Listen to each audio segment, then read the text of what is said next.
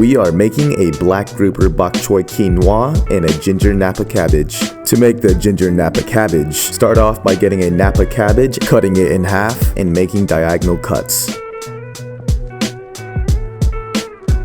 Next, grab an orange bell pepper and cut all the way to the bottom. Then start rolling the pepper as you cut it.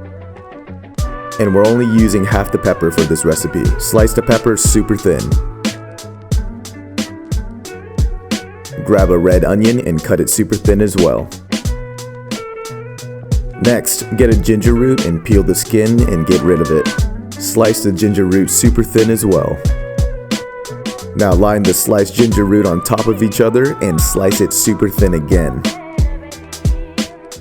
Pour in half a cup of rice wine vinegar. Put in 1.5 tablespoons of honey, 1 tablespoon of kosher salt. Now mix it up.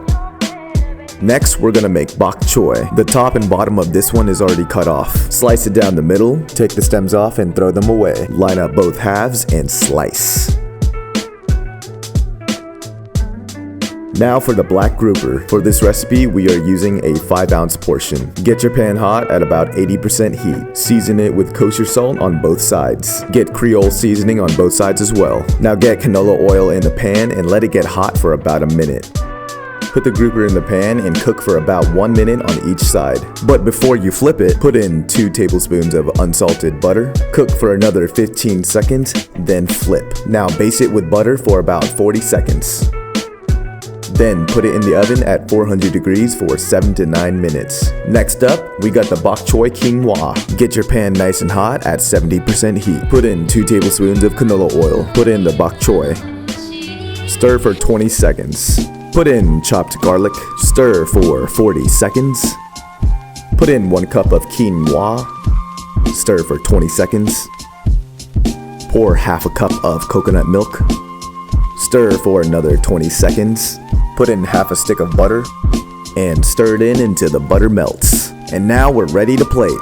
Get a metal ring mold and scoop the bok choy quinoa right into the middle. Make sure it's nice and smooth at the top. Pull the ring off and put the grouper on top. Now take a little bit of the residual butter and pour it on top and a little on the plate for decoration, of course. Get your ginger Napa cabbage and put it right on top. Lastly, get your microgreens to garnish. And it is finished.